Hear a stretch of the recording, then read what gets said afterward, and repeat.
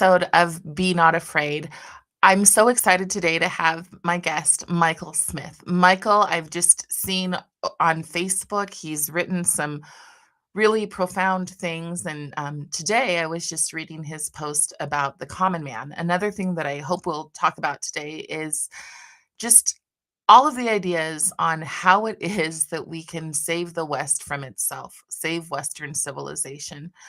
We're both here in Utah and we're both transplants to Utah. Michael is a very successful businessman, but well, when you hear him talk, you will hear that everyman quality to his voice and to his demeanor, and I really appreciate that. So, welcome, Michael. Thank you. Thank you for having me. I want to just get into some of the things. Usually, when I talk to people, I don't have a conversation with them first, and we did have a conversation for about an hour. But I want to just talk to you about what it is that made you decide to start writing. Sure. Um, I started writing, I guess, probably in about, I don't know, 2006 or so. So it's been 20 some odd years now that I've been doing Wow. this.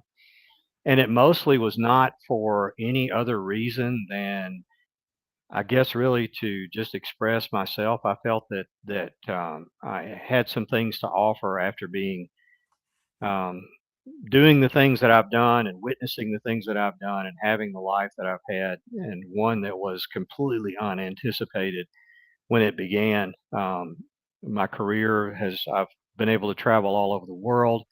I've done business in or traveled in 87 different countries at the latest count. And I grew up. You can tell from my accent, it's not Washington County in southern Utah. It's actually deep south. It's Mississippi. I grew up in the first 29 years of my life. I lived in Mississippi before, and my wife and I probably would have been in high school voted the most likely people not to leave our small hometown.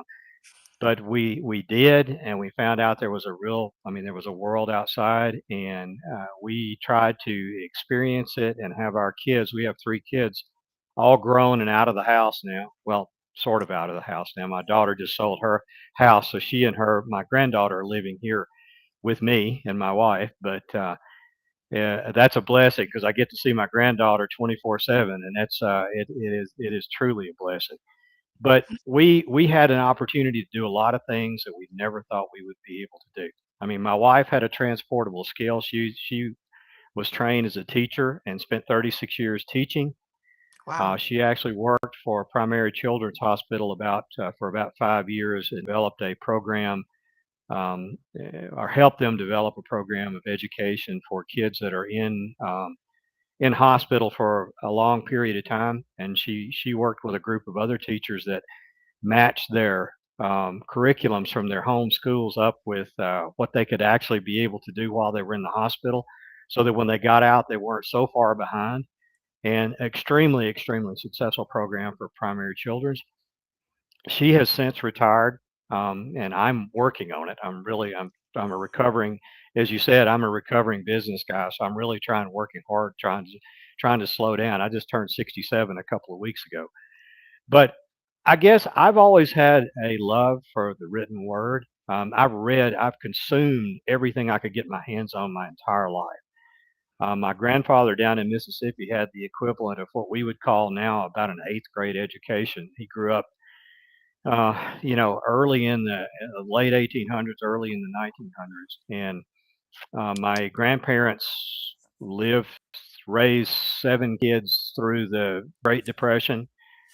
They were farmers in Mississippi, but he was on some of the first school boards in our county and actually helped build some of the first rural schools in our home county. And he always had a love of knowledge. And I got to spend a lot of time with him at his knee and learning from him, and through him and through my parents, I had a love of knowledge instilled in me. So I grabbed everything I could read, no matter what, and it's helped me all along my life. I was asked one time. I lived in the UK for 3 years. I ran a business over there in the North Sea. I've been in oil and gas for the last 25 years or so. And I had one young engineer that had come to me and asked me how I got to where I was and what was my plan. And I told him, I said, I really don't have a plan. Really never had a plan. My only plan was to be ready for the opportunity, whatever the opportunity might be. So I never stopped consuming knowledge. And again, if anybody's to blame for my writing career, it's actually been my high school senior English teacher, who was the mom of my best friend in high school, and she recognized the talent in me and really kind of nurtured the writing aspect of it, and she taught me to love the spoken and the written word. And I just got in that vein, and I see the world. You know, you mentioned my essay this morning about the common man.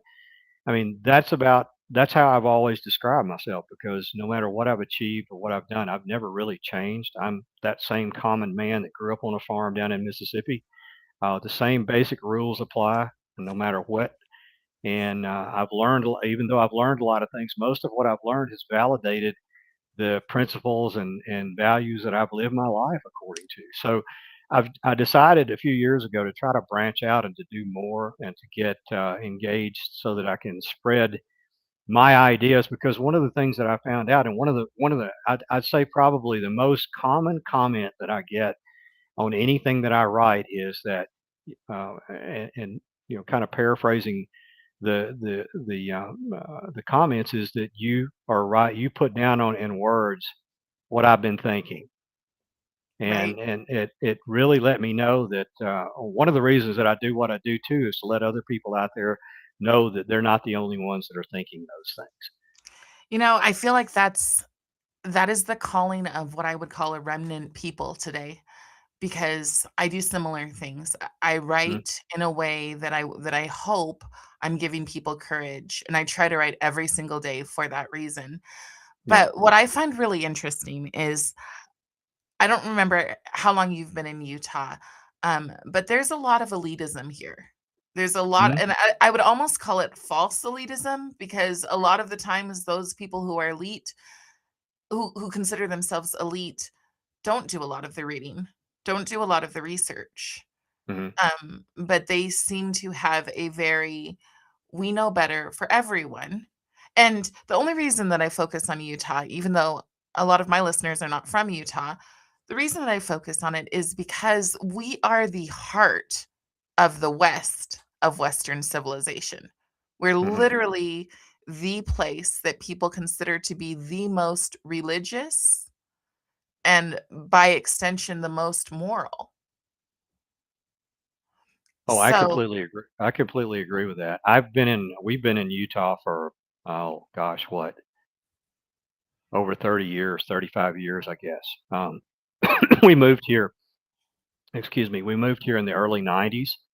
And even though we've been away several times, we've always come back. We lived in Park City for 27 years yeah. before we finally got to the point that, I mean, Park City just got so, it's changed so much. And I know people say that even when we came here in 1990, it had changed a lot. And, you know, with the ski industry and the tourism industry and those kind of things. And we lived through the period where Park City became basically an all season resort town, because when we first got here, you had to wait on the 2-lane highway going into Park City for the milk cows to go across the road to from the milk barn to the back to the feed barn. The Osgathorpe family owned that farm going into Park City, so you knew every afternoon at 4 o'clock, if you were 4 o'clock coming into town, you were going to have to wait for about 20 minutes for that herd of milk cows, to get across the road. The town had one stoplight when we moved into it, and it had just been put in, so like 3 months before. So we saw so much growth up there that it was unbelievable, and it really just got beyond our lifestyle, and not from a financial standpoint. It's just that we didn't enjoy it anymore. It's not I what you mean, chose, right? I no, mean, it is not. It is absolutely. I mean, it's been loved to death. That's the only thing I can say about it. It's been loved to death. We moved there, and there was about 6,000 year-round residents in Park City, and oh, about wow. 90, probably 80% of the restaurants closed in the summertime when the ski season was over with. And it was Uh-huh. just a peaceful, quiet little town. And now it's, like I said, and obviously people moved there for that, and it changed over time, but it's a completely different thing now. But you're right about the elitism, and I don't really know that that's unique to Utah. I've traveled all over the world, and I've seen people like that all over the place who make assumptions about who people are and what they're about, and really don't take the time to really dig into the heart of the matter. And I've found out over the years that what I found out mostly over the years is there's a lot of things that I don't know. And I try not to operate or even write from a perspective of telling people, hey, this is what you should think. Right, Everything I write is based on my opinion, and I'm clear about that. And I'm ready to be proven wrong. I invite people. If you don't like what I write and you think I'm wrong, please, write something else. Write a refutation of it. Write a counterpoint. I mean, I right, learn from it. I learn more from the comments on the stuff that I post on Facebook than most of the time reading about the subject, because people have so many different perspectives, and sometimes you don't realize how many different perspectives are out there until you really put something out there that people react to, and you get those perspectives. right. So I've learned a lot So, from that but that is in the something way I'm that writing things. But yeah, you're right. I mean, there is an elite aspect to it, and that's the thing that makes me so crazy about our socio-political process in America right now. Is you get to a point where people are so comfortable being defined as quote unquote elite when they're really mhm, not. And that was mhm, kind of the gist behind the essay that I wrote this morning about the common man. I mean, the common man, common has become a negative, as a pejorative, right, basically. And it's really not, because most of us are common people. And even left and right, we tend to live our lives in a very similar manner. That's one thing I've noticed over time. But there's only like 10% on the fringes of either side that I would really call. I mean, those are the real extremes of both sides of the equation. And those are the people who are the ones who sit back and say, "I know best. I know everything. You need to do what I tell you to do." And I just don't agree with that. I mean, that's like I said, I'm 67 years old, and there's something new I learn every single day about people, about activities, about politics, about philosophy. I mean, every single day I learn something new. And the day I stop doing that's the day I'm going to stop everything, I guess. So it's been a real journey, but absolutely. And we face that. I mean, I am a Gentile basically as compared to the Latter-day Saints church. I'm a Southern Baptist. I always have been. We're born and raised that way. My wife and I have maintained that religious standing all through. I mean, we used to go to a small Southern Baptist church over in Heber, but it's that's who we are. I mean, it's not right, just a religion; it's actually who we are. And right. uh, it's you Again, get with the remnant, again with the remnant, because we yep, we share that in common. I go to a Calvary church, but, same thing. So, here's my thought though, is that it comes down to principles. So, we're fighting all of these things with politics, and we don't listen to each other because of politics. But then there's the concept of principles. One of my main principles is that I treat everybody with genuine, not manufactured dignity until they prove they don't deserve it. right. But people can prove they don't deserve it, and that makes me, that means I have a lot to learn, I'm sure. But in my, where I am now, that's how I see the world. That there are certain people who I'm like, nope, I'm not going to play your game. I'm not going to acknowledge you. Now, one of the things that I just started reading that you had sent me was your pamphlet, and you're talking about things like Socratic discussions. Can you explain that? Because I feel like it's a lost art, and it's something that Yep. I've been working to bring back into classes just by watching Peter Boghossian. Um, and I've seen Socratic seminars go wrong when they teach them to gifted classes in elementary schools, but there's an agenda to them. And I think you can't have one You with an can't. agenda. You actually can't. When you begin a Socratic process, you don't know where it's going to end up. I mean, in all honesty, you just really don't know, because what you're after is the truth. What you're after is to what that person's perspective of the truth is. And the Socratic method that I've always used and always pursued is basically one thing that I find out about people when they make statements is they don't think that next level. They don't look out to that next step. They treat that statement as an endpoint, and it Mhm. rarely, if ever, is. So my process is to go through, and when somebody makes a statement, then I typically follow up with a question that's formulated around, and then what? And then what happens? And then when they tell me the answer to that, I say, well, okay, then, and now what happens next? And when you get people thinking in those terms, you find out one of two things. You either find out they've thought themselves really well through the whole process and they understand it. And you have to look at their opinion then as valid because they've really thought it out.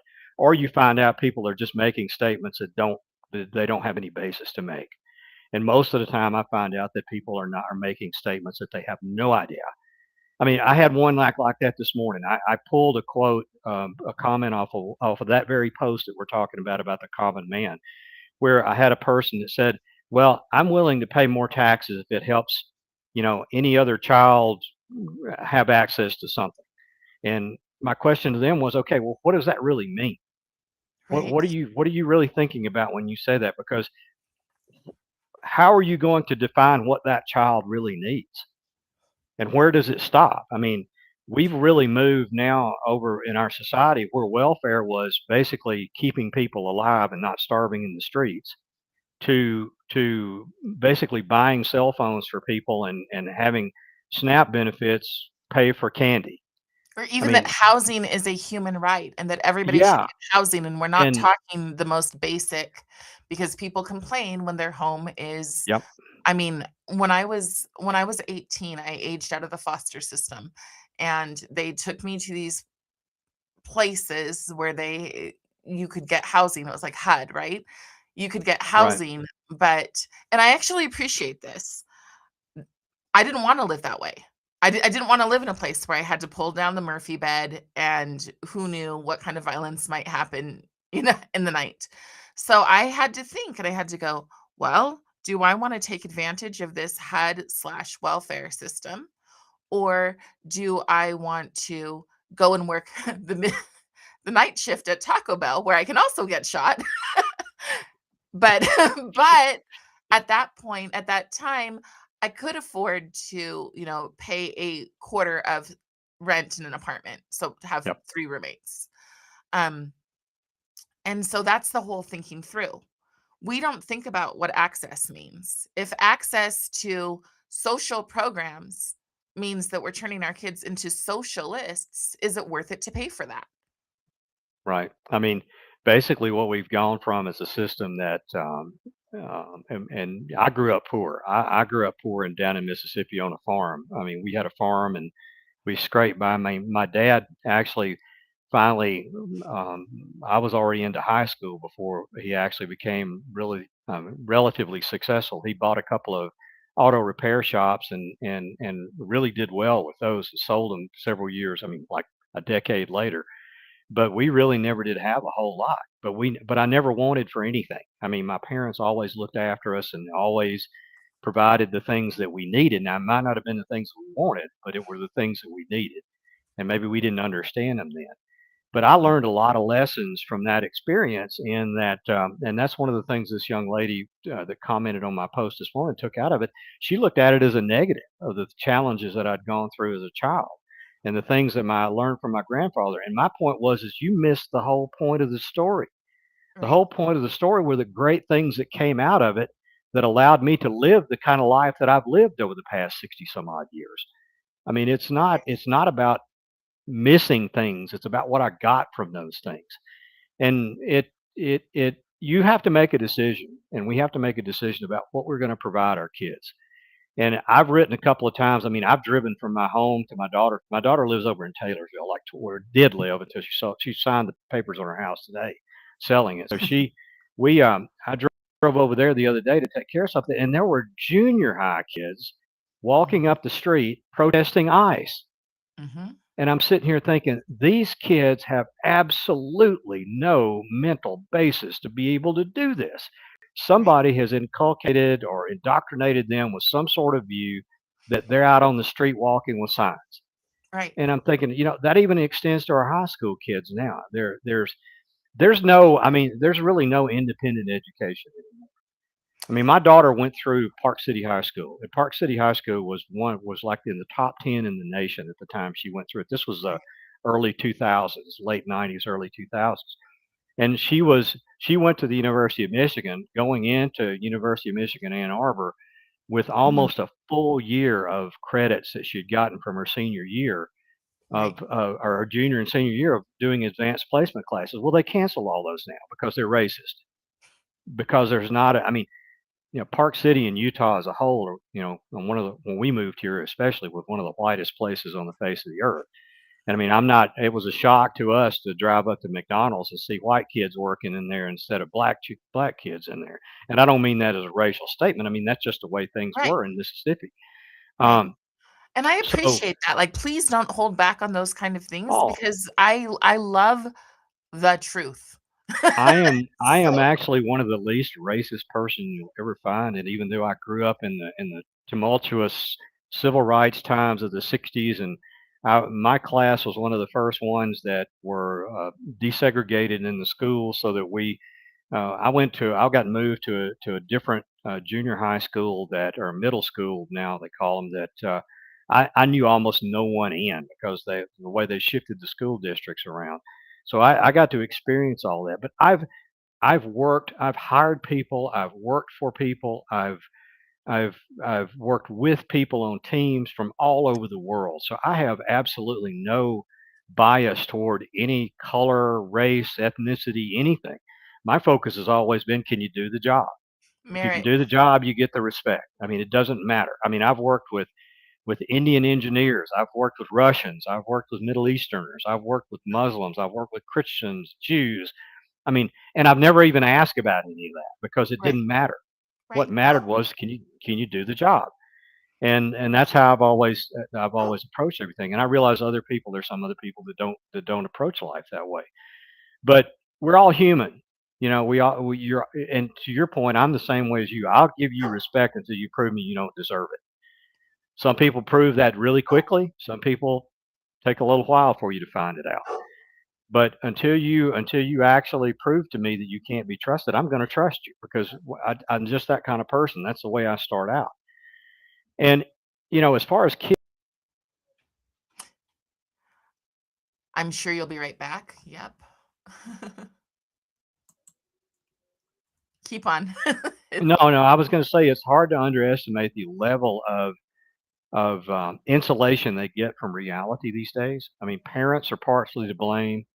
When we Mhm. started this whole everybody gets a trophy culture, and I know that's a trite, rote phrase that No, I totally agree. conservatives have I used. used to be so frustrated by watching my son, who was not athletic at all, and, um, watch him get an award, and I would be like, "No," we'd sit in the car and I'd say, "Do you think you really Well, deserve that? Did you work hard for that?" And and he's better off for it. So, I've yeah. had to earn everything that I've gained over my entire life, and I have no problem with that. I mean, I was a moderate athlete in high school, and not enough to get a scholarship, enough to be a starter on the high school team, but not talented enough to get a scholarship to college. So I had to pay my way through school, and I did that, and I learned from that as well. But it taught me so much. I mean, it taught me that there's a cost to things. I think about what Thomas Sowell, our famous economist, and probably one of the most Yes. underappreciated individuals in America, said about, he said there are no solutions, there's only trade-offs. Just a second, And my dog is being awful. no, no, that's fine. I'm just glad it's not mine. Neville, stop it. Stop. Lay down. I uh, He never is. I have a 75-pound pit bull Labrador mix, and my daughter's dog is a Labradoodle that live here with us. And my daughter's dog absolutely hates Amazon delivery trucks and FedEx Oh, trucks. So if anything comes by, my office is on the front of our house. So if anything passes by on the street, you're probably going to hear them. But yeah. no, It's the I snow. just, It's the snow that's bothering him. yeah, The I subject just, that I oh, sorry, go ahead. no, no, go ahead, go ahead. I'm sorry. No, no, no. What I'm really interested in, because I wasn't around for these time for this time, and we're going to discuss it in school, um, is the civil rights movement. I wanna know what that was like integrating, um, what it was like integrating, and so you said you were one of the minorities, so in yours, it was switched because usually we have a very strong narrative of what the civil rights movement was, right? Yeah. We have Ruby Bridges, and the other kids who are walking into schools. We never hear any other side of the story. And I know just in a kind of modern day example, I have a nephew who just moved to Florida. And because he lived in Utah for forever and because he was the strong um, majority, he's now that he's what is he? I think he's a junior. I think he's a freshman. Now he's like, Aunt Carib, I had no idea that people could be racist towards white people. Hmm. And he's experiencing that now, right? And Yeah. I'm just my like whenever I have a chance, I'm like, let's go to lunch when he comes to visit. And I'm just like, remember, there are people like me who don't think that way. So just always remember that no matter what comes at you, right? Yeah. So I'd love Well, to hear. Yeah. sure. I'll be happy to give you my view on it. And again, I'll couch that by saying that this is my experience. It might not match other people's experiences, but it is what I lived through. I mean, I was born in 1950, began school in 1965, right in the teeth of Mm, sort of the wind up to the Civil Rights Act. I mean, the Civil Rights Act of 1964 had just gotten passed. Um, and it was I benefited from the fact that my parents and my grandparents were not racist. I mean, even though we grew up in Mississippi, and there's a lot of racism, but in all honesty, I lived in Michigan for a while, and I saw more racism in Michigan, in the Upper Peninsula of Michigan, than I ever saw in Mississippi. But one of my best friends in high school, was a black kid. His dad was a science teacher in high school that I went through, and Bernard and I ran around all. I mean, we were running buddies. We did a lot of things together, but it was a really tough time. And the one thing I would say about the civil rights era is it was a beautiful idea that was destroyed by the execution of it. oh, please Um, expand on that. we actually went from again we as and maybe we is a bad term, but society as a whole tends to make errors to extremes. So what I saw within the civil rights effort was what Martin Luther King said, and I've always believed that people should be judged by the content of their character. We started taking our government forces to force people together, didn't give us time, didn't really give anybody time to assimilate to the new idea.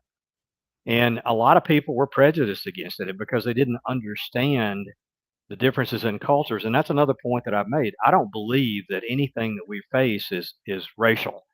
I believe race has been used as a lever and as a division point against our country in order to obtain political advantage, because it's really all about culture.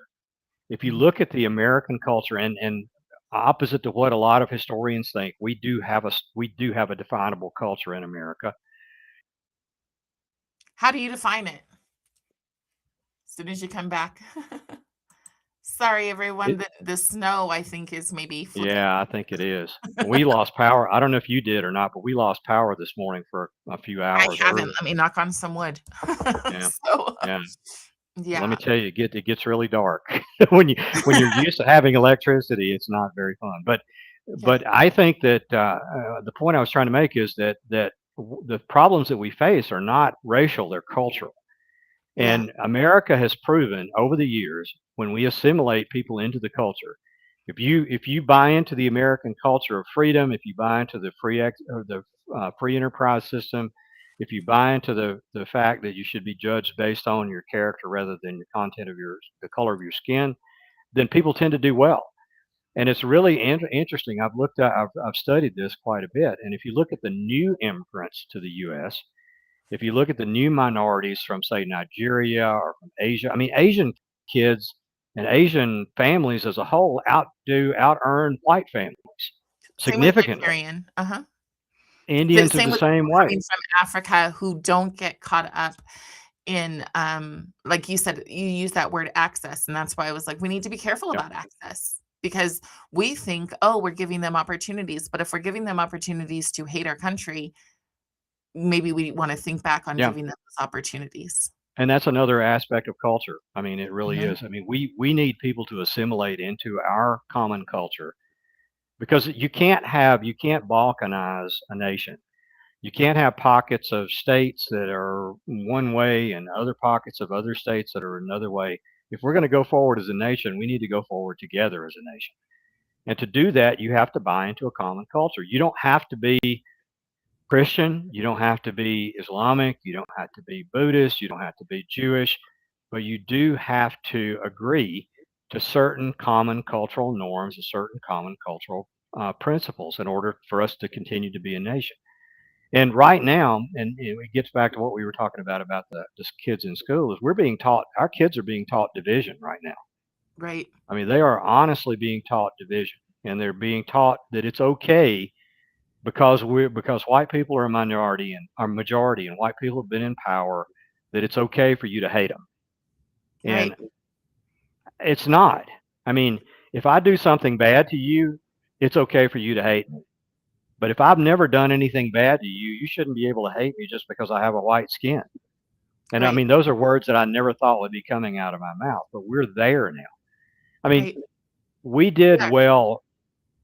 I know that the civil rights area was a violent time, and it was. I mean, a lot of people tried, particularly in the South, tried to push the civil rights movement down, but it couldn't be stopped. I mean, it was like the tide coming in. You're not going to command it to stop, and it should not have stopped. We should never have been as a country in the position that we were in.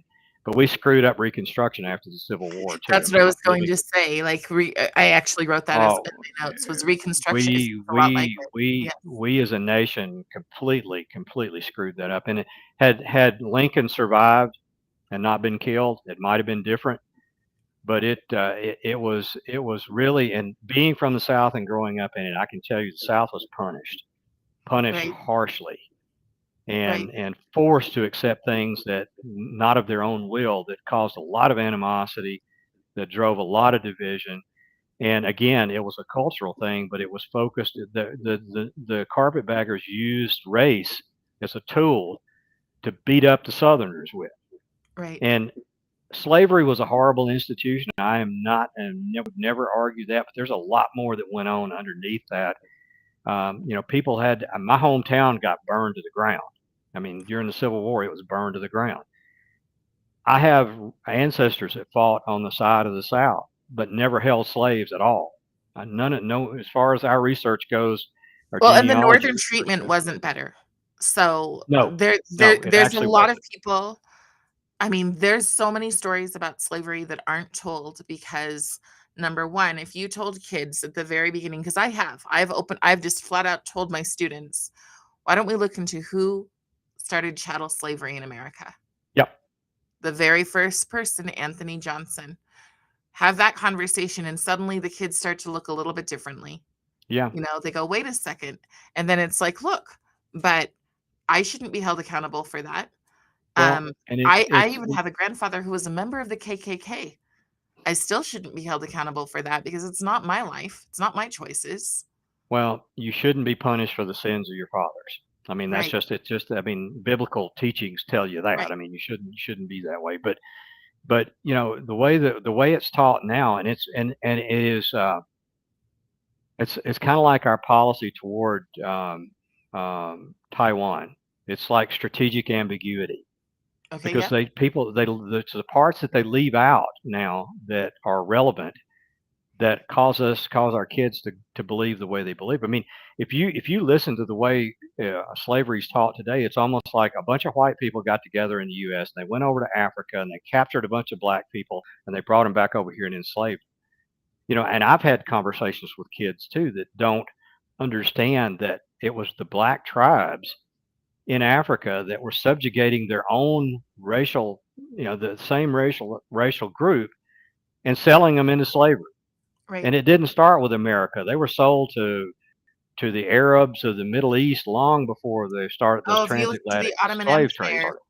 You Yeah. get into some pretty Well, horrendous I mean, things. The Ottomans were an equal opportunity enslaver. They didn't care. They enslaved everybody. But I mean, that's the way it was in the ancient world. I mean, the ancient Right, Greeks and the Athenians and the Romans. I mean, they all held slaves, and it was right.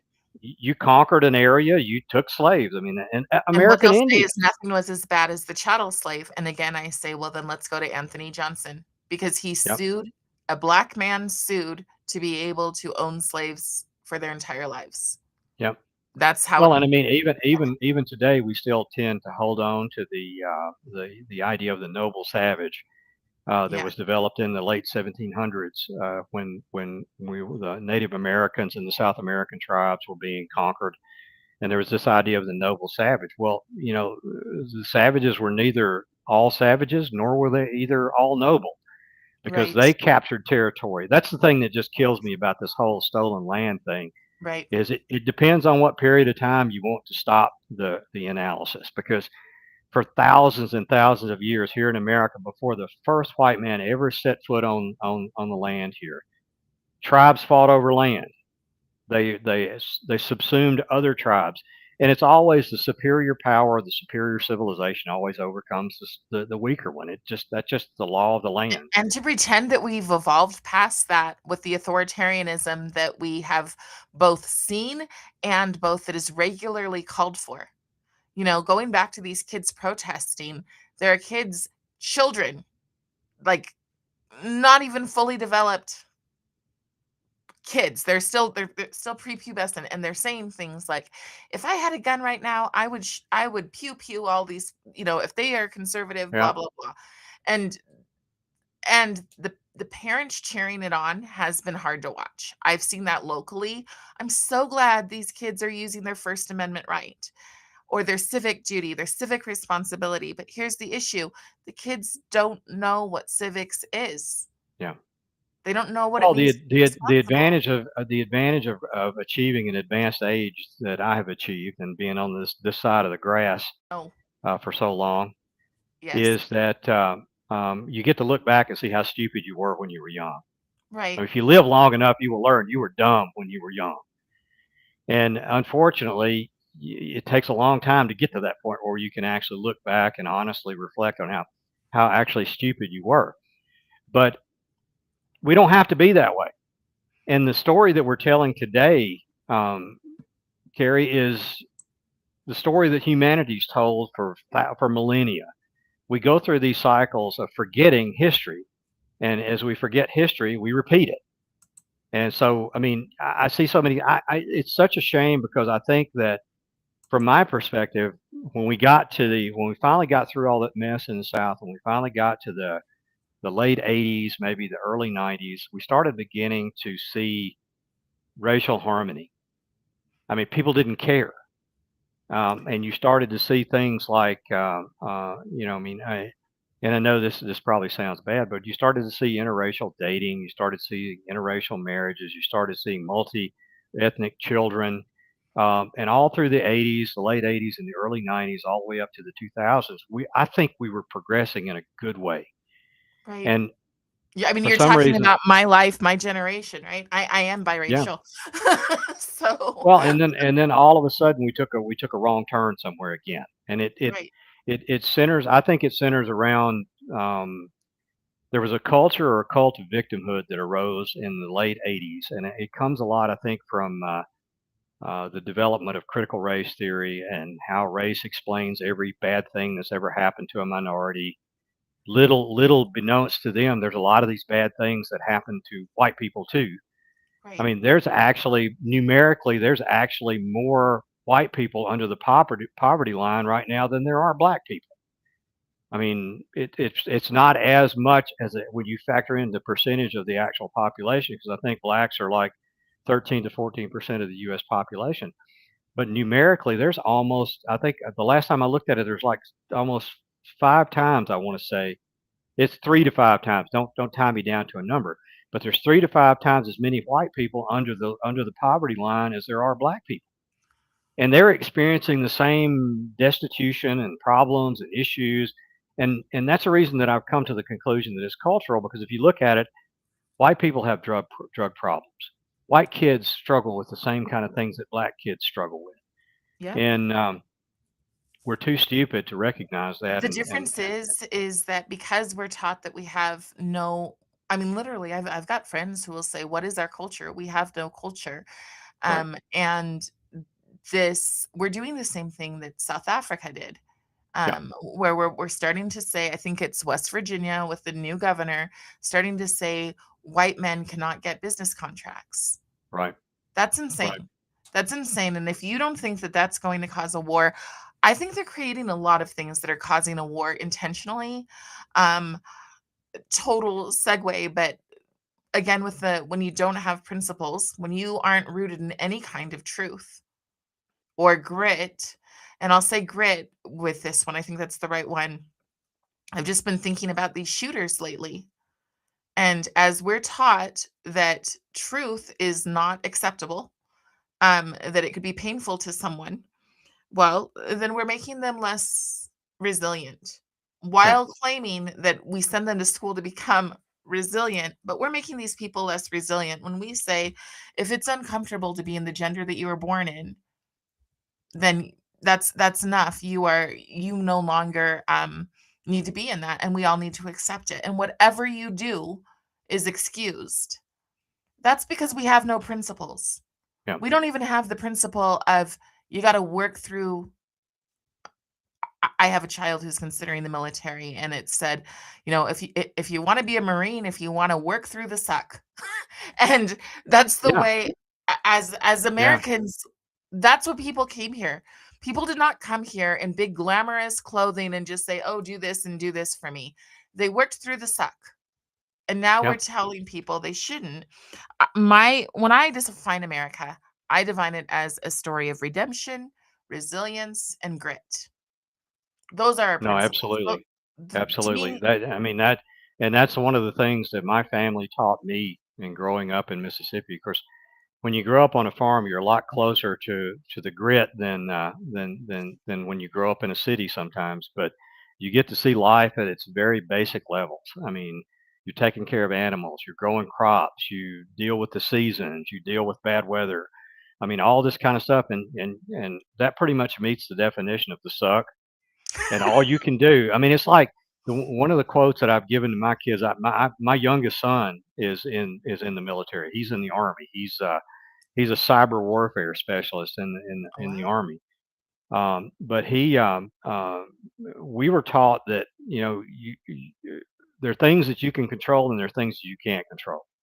And the things that you can control, you should. But the things you can't control, you just have to fight through. And Right. the things that I've told my kids, all of my kids, and I made them write it down. And it's a quote from General George S. Patton, and he said he was telling his troops in World War II that when you find yourself in the middle of hell, keep going to the other side. And that's the only way you can get out of it. You have to be strong enough to get out of it. And we are. I think our educational systems are raising a bunch of weaklings now. You're being taught to that you should be able to say something, and people should never say anything back against you. You shouldn't. There are no opposing opinions. You shouldn't listen to them. Other people, anybody's opinion other than yours is not valid. And that's where in a roundabout way, that's where I came back to the Socratic method many years ago. Is that that's how I help people work through those kind of situations. Now I do run into people that aren't interested in the truth. They're only interested in their position. And if they can't defend it, they don't care. It's just their position. I'm right, you're wrong, and that dichotomy exists for them, and you're never going to talk them out of it. And the other thing I've learned in life is you're never going to reason somebody out of something they didn't reason themselves into in the first place. If they haven't really thought about it and they haven't really come to a fact based or reality based conclusion, then you're never going to get them out of it. You mentioned the transgenderism thing. I have a really big problem with that. I don't have a problem with people who believe they should be more feminine, or that there's always been males that have been more feminine than others. But you can't expect society to fold itself inside out to accommodate you. Mhm. Yes, if you want to live as a female, I don't care, but you're not going to force me to say that that's what you are, because you're not. You never can be. And I Mhm. understand the mental pain that going through a paradox like that probably brings on. But we don't, I mean, you don't take a psychopath and support his delusions because all you get is a more effective psychopath. And I don't mean that transgender people are psychopaths, but I Well, mean I that mean, you don't. I think there is a training to be that way. I mean, when you Yeah. look at how many of the violence, because I don't know if you've ever seen the video of the British woman who does, like, spoken word art, and she's Oh, like, yeah. "We've transcended to be this," and just talking about how they're basically she sees them as gods. Yeah. And when you Yeah. see yourself as a god, you see things in extreme black and white, right? You see things in I could never possibly do anything wrong. I was reading, or I am reading, Rules for Radicals Defeated, and it talks about how Alinsky is a dualist. So if Hmm. he does something, it is always right. This is a man who dedicates a book to Satan, but if he does something, it's always right because he's on the quote unquote right side of history.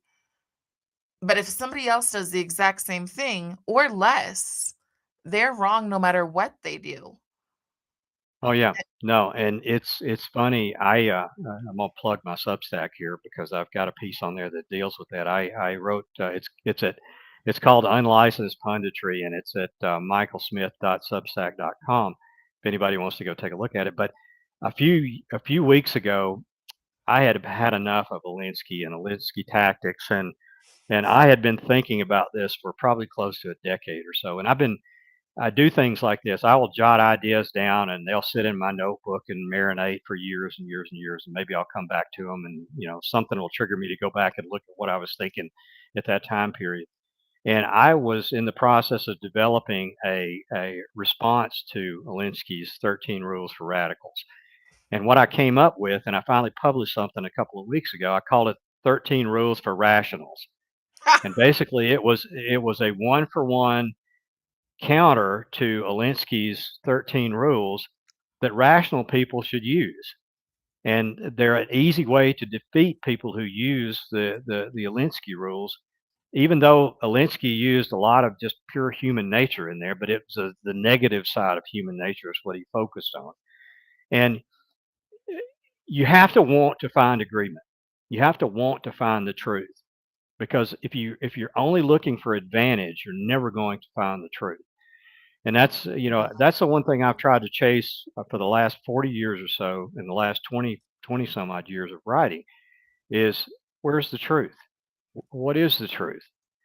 You know, I completely disagree with this idea that everybody creates their own reality. I have my own perception of reality, but I go back to the original Greek and Roman reasoning that says that, or the Greek and Athenian reasoning, that something either is or it is not. And you either find out that it is or you find out that it is not, and that's how you find reason. um, I wish I had the magic wand that I could wave and tell everybody what the reason for humans being was, but it's that search for reality and that search for truth, I think, is what drives us forward as humans. And you've always got these charlatans out there who want to take advantage by not telling the truth. And there are people who hate truth. I mean, it is just it's built into us as humans, I think, because we want to take advantage, and we want power, and we want money, and we want a Well, lot of things. postmodernism, right? I mean, Oh, postmodernism, literally no truth listen, don't but get me power. started on postmodernism, or we're going to be here for a week. There's two things that I think have harmed civilization more than anything else, and I mean, I even include Hitler and Lenin and Stalin and Pol Pot and I mean all these people and Mao, and it's postmodernism and deconstructionism. Oh, yeah. Deconstruct Jacques Derrida on the deconstructionism. It was another noble idea that was poorly executed. It was supposed to be a language tool to help us find real meaning in language, and what it's turned into is a complete perversion of language where anything can mean depending on what somebody wants it to mean. I mean, that's why Well, when you racism to me has absolutely no meaning anymore. I mean, it just right, it, it just doesn't have any meaning agreed, because it's used for everything, and agreed. everything that the postmodernists come up with, postmodernism, first of all, is not real because it can't even stand up to its own rules. When you say that there's no rules, and then the first thing you do is start making rules, then you've got a bogus philosophy. It just doesn't work. Yeah. So it's terrible. I mean, it's unreality. It's fooling people into believing things that just can never be true. And I hate it. It's a bad thing for kids to even get involved in. And I was doing some things. I actually wrote another piece a few weeks ago that, and my dogs are at it now because the Amazon people just came to the door. Um, the I was when I had my kids when my kids were in school. My wife and I, she being a teacher, I mean, she knew what was going on in the school systems, so we understood what our kids were being taught. And if we didn't agree with it, then we were able to give them the counterpoint. I mean, we didn't homeschool our kids, but in a way we kind of did because we did the counterpoint to the things that they were hearing so that they would at least hear a different opinion as far as what they were being taught.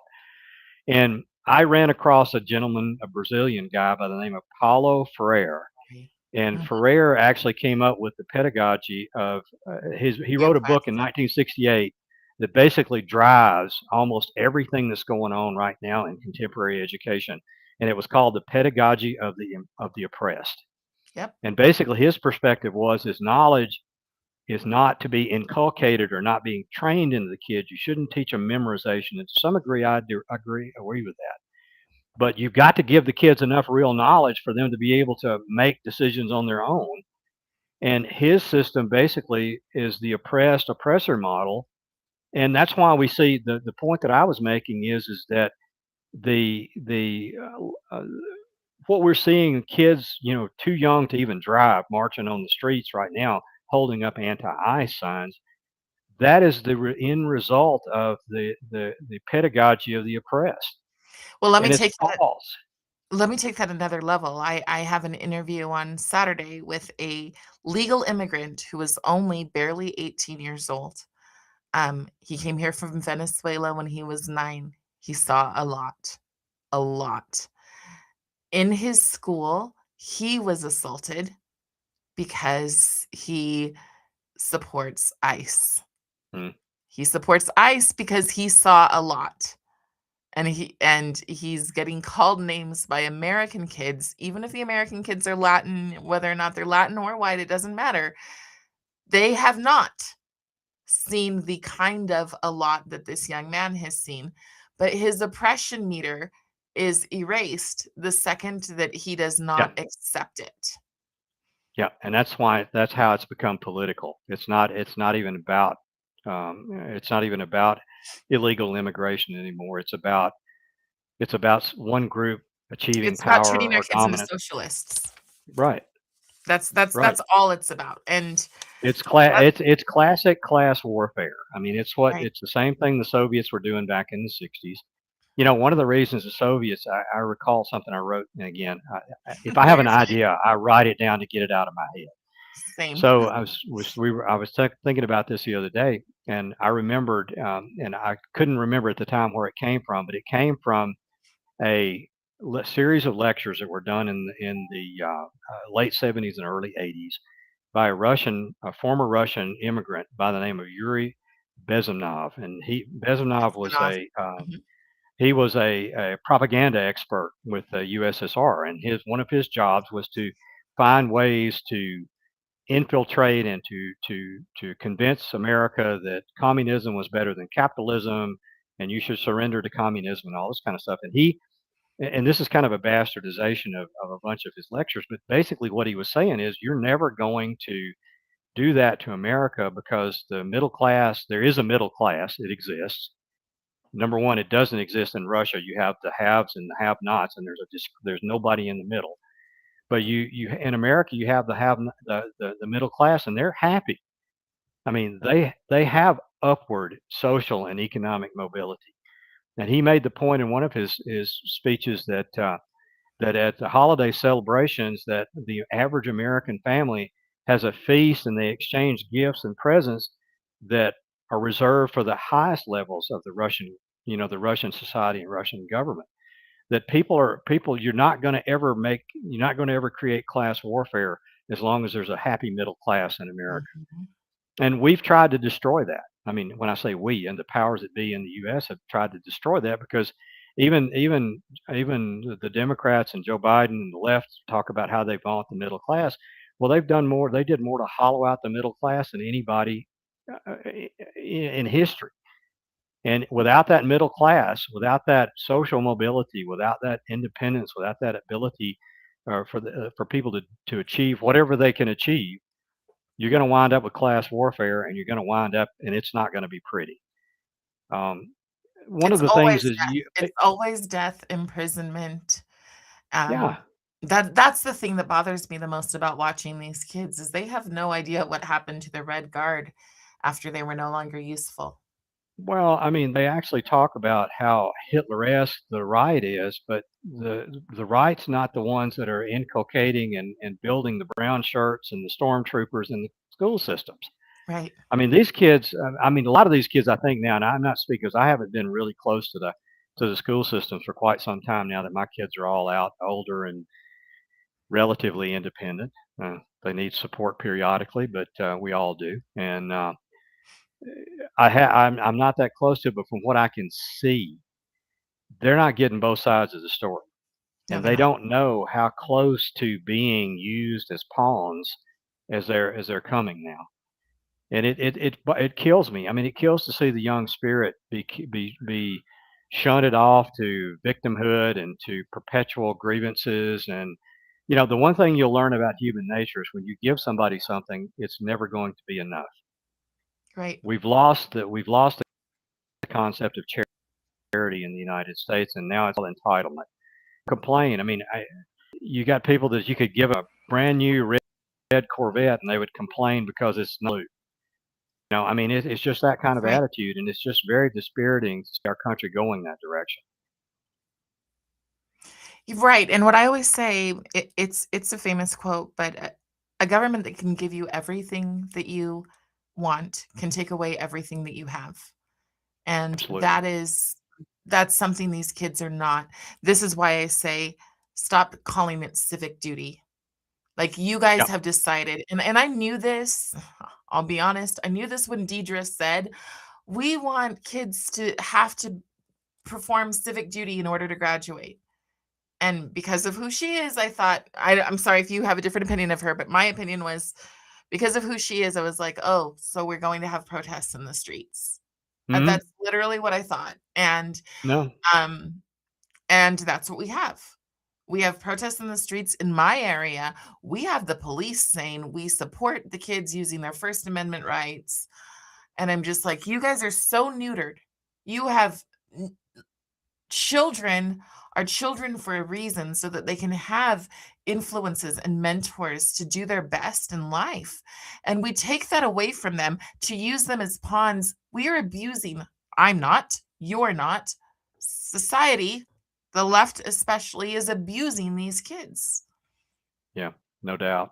I've No never doubt. seen anything like this. Well, I mean, we haven't. I haven't in my generation seen anything like what we're experiencing right now. Well, I, I agree, and I mean, like I said, I'm 67 years old. I've never seen anything like it, and I lived through the civil rights era. I lived through all the forever wars that we've gone through and the protests around those.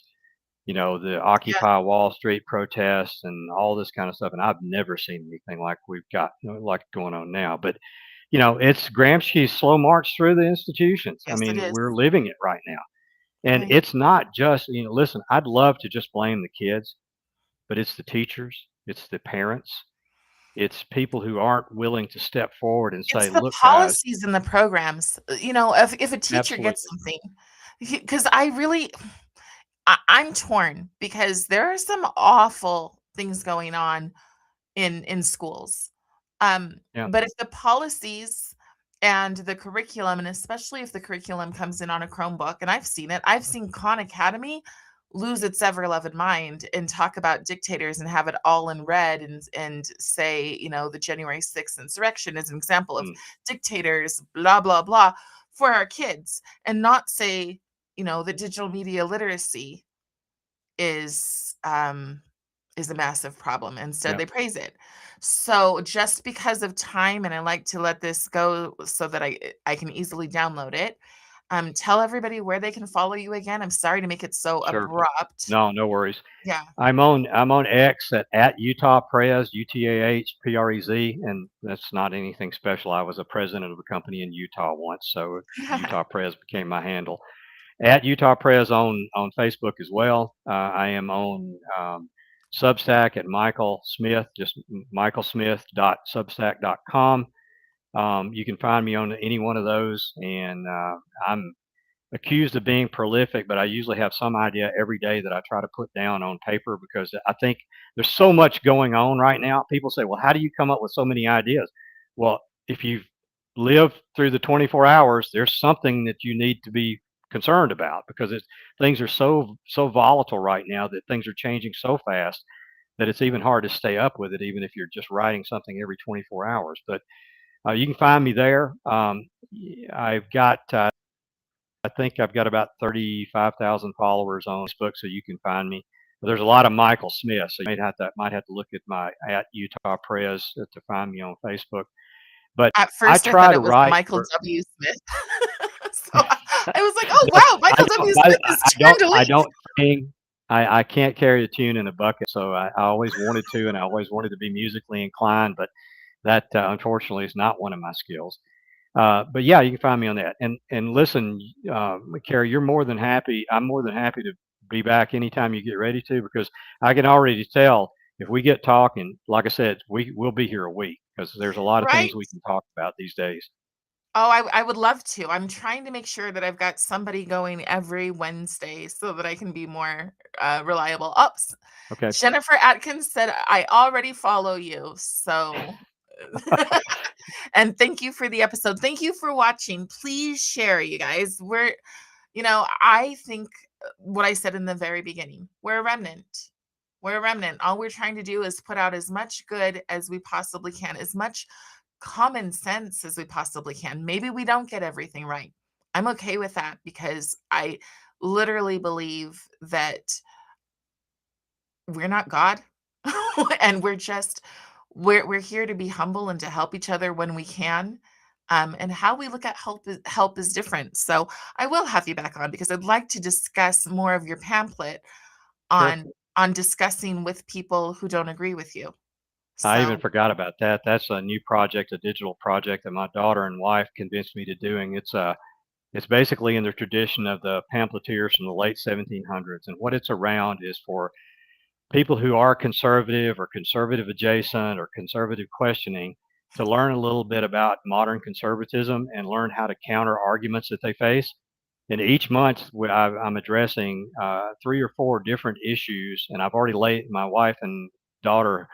My daughter's my digital product advisor, so she's helped me lay out all this stuff. And it's a once a month production. The February issue is coming out on Friday morning at 9 o'clock this week. It is designed to help people understand what conservatism really is, and like I said, how to counter the arguments, the common arguments that you're going to hear, and do it respectfully. I mean, from a Socratic and a fair and a values based perspective, to do it respectfully and try to get to the truth. well, this was wonderful, and I will get off and I will actually schedule the next one with you because I'd like to talk Great. more about that and what it means, especially if we can do that before caucus, that would be wonderful. So Yeah. Fantastic. so Fantastic. thank you so much, Michael. Have a great day, and You I'll too, send you Gary. over some Thank of you. these reels as soon as they're ready. Thank you. Great. Thank you so Bye-bye. much. Bye Thanks. bye. Bye.